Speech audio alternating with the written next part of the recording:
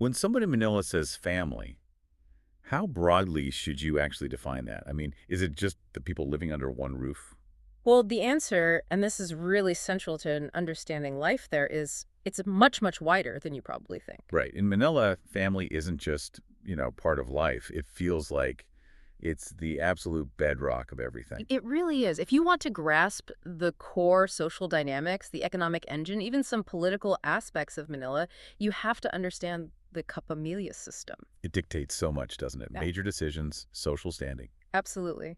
And it provides this incredibly powerful social safety net, something quite different from what you might find in many Western societies. So today, we're doing a deep dive into that rich tapestry, the cultural norms shaping Filipino households and relationships. And we're not just talking genealogy here. This is about the fundamental social infrastructure. Exactly. Our mission is to explore these intense dynamics of reciprocal duty, things like the unpayable debt, utang dalub. And the huge impact of migration. Yeah, all of that to give you a really solid understanding of what makes this family structure so unique. Okay, let's unpack this. We want to give you that comprehensive understanding, sort of a shortcut to being well-informed about these core social dynamics in Manila. Right. So defining the network first. We often default to thinking about the nuclear family, maybe grandparents, Mm-hmm. but the sources are clear. Hmm. The Filipino family unit goes way beyond that.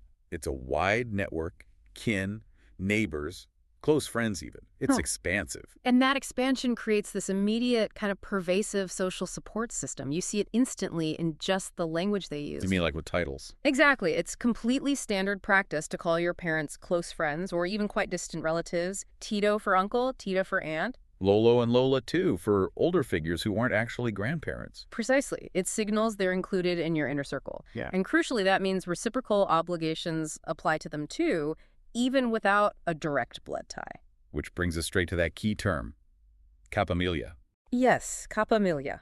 While it literally translates to family member, in practice, it signifies this really deep commitment, a shared identity that goes beyond just blood. So if you're part of someone's Kapamilya, there's an expectation there. A very strong expectation of unwavering support, yes. And this collective focus, it really turns the family network into a unit with actual economic and social clout, doesn't it? Oh, absolutely. Think about it on a practical level. A large, well-connected family network. It often functions like an informal bank, almost. Like for microlending. Yeah, exactly.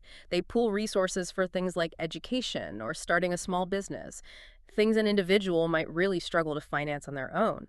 It's a powerful system of shared risk and shared reward. So your success is the family's success. And your failure? Well, the network helps absorb that blow. That collective mindset is just key. Individual desires often have to take a backseat, maybe even a mandatory one, to what's considered best for the group.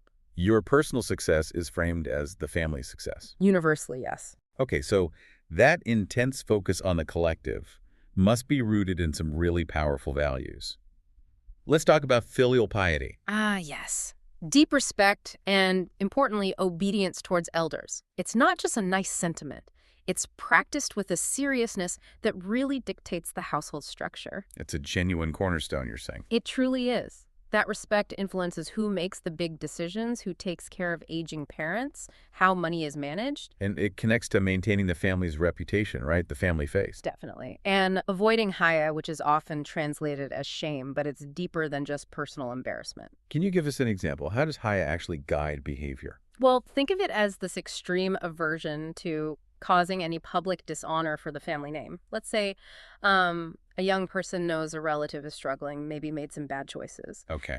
They will go to great lengths not to speak badly about that relative, especially to outsiders, even if the relative is clearly in the wrong. Airing that dirty laundry causes It damages the whole group's reputation. far more than the individual's actions might. So it's a powerful force for conformity, for keeping things quiet, to protect the collective image. And that reinforces the hierarchy we see mentioned. Younger family members' opinions might often be secondary. Traditionally, yes.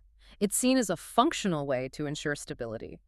The idea is that the wisdom and experience of the older generations guide the household, particularly with big decisions like finances. And this whole structure of respect leads directly to that strong sense of duty children are raised with. It does, which brings us right to that famous critical concept, utang na loob. The unpayable debt. perhaps the single most crucial idea for understanding Filipino duty.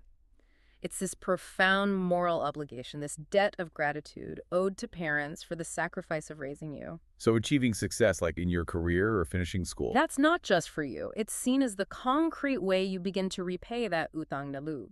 The sense of obligation is immense. But the word unpayable is key there, isn't it? It implies it's never fully settled. Exactly. The debt is considered perpetual, which is why perhaps the most profound expression of utang na loob is caring for aging parents. It's not optional. Not at all. Looking after elderly relatives is almost always integrated directly into the household duties of the children or grandchildren. It's viewed as a sacred duty. And taken so seriously that, as the sources mentioned, there's even been talk about laws to penalize adult children who neglect their parents. That tells you how deep and expected this commitment is within the culture. It's seen as an undeniable obligation, truly. Okay, let's shift slightly to some of the modern dynamics. Traditional gender roles, for instance. How are they holding up or adapting?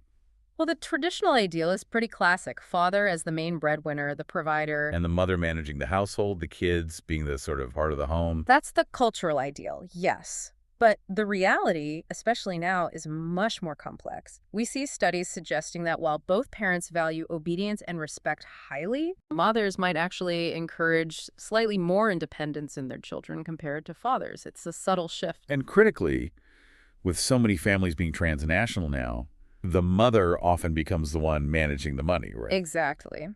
When the husband is working overseas as an OFW, the wife is managing those vital remittances. She's deciding on tuition, maybe investments, daily spending. That gives her significant economic power. Huge economic power and influence, often outside that traditional domestic sphere, even while she maintains her role as the emotional anchor of the home. Which leads us straight into that massive topic, transnationalism.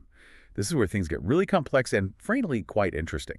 Since the 70s, millions of Filipinos have become overseas Filipino workers, OFWs. It's practically a national strategy born out of economic necessity but framed as a collective sacrifice. You have millions working abroad, often in very tough jobs. Sending billions back home every single year. Billions, yes. And those remittances are the primary fuel for the extended family back home. They pay for education, housing, just maintaining the standard of living for the whole group. And the most visible symbol of that connection, that sacrifice, is the balikbayan box. Ah, the balikbayan box. Those big cardboard boxes packed meticulously with gifts, clothes, household goods. It's more than just stuff, isn't it? Oh, much more. It's like a tangible piece of the migrant's heart, a symbol of their love, their continued commitment across the miles. It reassures the family they haven't been forgotten and maybe eases some of the guilt for the person abroad. But we do have to touch on the emotional cost. The sources acknowledge it's immense. It is. Long-term separation, missing your kids growing up, not being there when parents get sick. There's a constant longing and sometimes profound guilt. It's collectivism stretched to its most painful limit, really. Yet, despite all that distance and cost, that core value of collectivism seems incredibly resilient. It really does. You contrast it with Western individualism, where self-fulfillment is often the priority. Whereas in Manila, children are strongly encouraged, sometimes pressured, to choose paths, often stable careers like nursing, engineering, that benefit the family unit, even if it means giving up a personal passion. Stability and prestige for the group often come first. and that includes conformity, right? Yeah. Following the rules, avoiding things that could bring embarrassment. Yes, it's all part of keeping the system running smoothly, predictably. But this collectivism isn't just about duty and sacrifice. It's also celebrated, isn't it? Through big family gatherings. Oh, absolutely essential. Fiestas, Noche Buena on Christmas Eve, birthdays. These aren't just parties. They are crucial rituals for reinforcing those ties, showing solidarity across the whole extended network. And this is where we see the Bayanihan spirit. Exactly. Bayanihan, that beautiful sense of communal effort. For a big celebration, you don't just hire caterers. The whole network mobilizes. Someone brings the lishon, roast pig. Someone else handles drinks, another organizes the space. It's shared responsibility. It makes the event deeply personal, deeply communal. And these gatherings serve a practical purpose too, don't they? Highly practical. They're vital opportunities for everyone to check in. How's everyone doing? Especially financially. If someone's facing hardship, This is often where support gets offered, quietly perhaps, but effectively. That interconnectedness means nobody in the family is supposed to fall through the cracks. So what really stands out is how this family unit in Manila functions as both a social safety net and an economic engine, all wrapped up together. It's a comprehensive structure built on these deep, reciprocal obligations. Okay, so wrapping this deep dive up, Right. the key takeaways seem to be the incredible strength of the Filipino family unit, its adaptability, especially with migration. And that unwavering commitment rooted in reciprocal duty and utang na loob. The whole society, in many ways, rests on this structure. It's undeniable the power of the Kapamilya system driven by these ancient forces of collectivism and filial piety. But, the world is shrinking. Global ideas are getting through. And that creates a fascinating tension, doesn't it? Which leads us to a final thought for you, the listener. Consider this. You have these deep-seated cultural expectations. Utang na loob, that unpayable debt, the guarantee of intergenerational care. But then you have increasing access to global information, to cultural ideas promoting individualism, self-determination. How will the next generation navigate that? Will they find new ways to fulfill that traditional duty to their elders, adapting it to modern life? Or will the cultural pull of individualism become too strong? Will the balik bayang box and the remittance checks still be enough to bridge that potential gap? That tension between that ancient sense of duty and the modern lure of self-interest. That's really what will shape the future of the Filipino family. Something to think about.